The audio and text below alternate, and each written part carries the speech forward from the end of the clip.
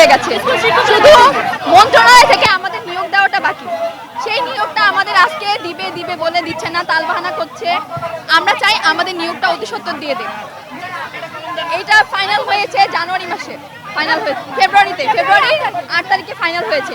এরপরে পরবর্তী যখন সার্টিফিকেট কার্যক্রম বা ডোপ টেস্টের যে বিষয়গুলো সব সম্পন্ন হয়ে গেছে আমাদের এই সরকারের আমলে। আমরা লাস্ট যে কার্যক্রম সব সম্পন্ন করেছি এই সরকারের আমলে। নিয়োগটা তো এই সরকারই দিবে, কিন্তু আমাদের দিচ্ছে না, আমাদের দিবে দিবে বলে দিচ্ছে না। এটা সরকার ভালো জানে আমাদের কেন দেরি করাচ্ছে।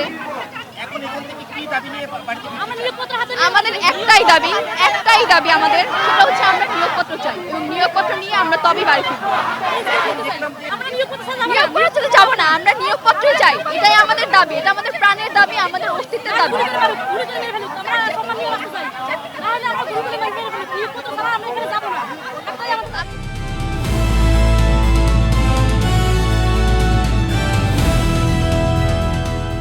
দিনাজপুর টিভি, মানুষের জীবনের কথা বলে।